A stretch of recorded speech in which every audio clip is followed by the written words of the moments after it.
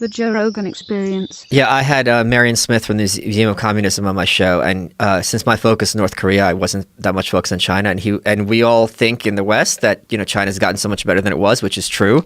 But he goes, it's still really, really, really bad. And one of the big, I think, fair criticisms of the corporate press is how much they're focused on Putin and Russia.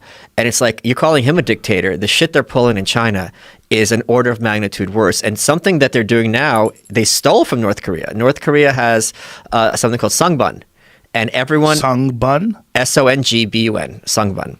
Everyone in North Korea got interviewed, and there were several iterations of this, and you got a score based on your family. So if your family was born in South Korea, or a priest or a landowner, that's a low score.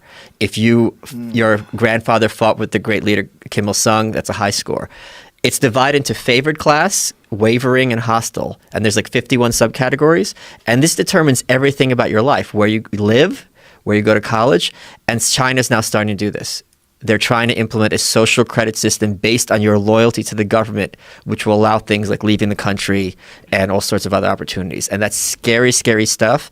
And that's what needs to be, I think, covered much more in the West. The problem with that is it becomes like a game, and people are going to want to have a really high score. Of course. People are so weird when it comes to scores in games. But we get so... But you have to have a high score or else you're not getting food or a job. Yeah, right. Yeah, but it's also like... people covet it. Oh, but they don't tell you your score. Oh, Jesus. You have to intimate it. That's even scarier. Oh, yeah. So you got to fly right and just... So you're always nervous. That's what they want. You're always nervous. It's not transparency. Self-censoring as well. Yes. Right? It forces a system of self-censoring like Twitter. Yes. Are you saying that Twitter is like China? Did you just say that? Twitter's like communism? In those words, yes. No, we got a ways to go for communism, but some of the techniques they use are very disturbingly totalitarian. Yes, disturbingly so. And the other thing is, yes, they are a private company. It's funny how the left is like, as soon as you criticize Twitter, they're a private company, they can do what they want, but any other private company, whatever. A private company can be criticized.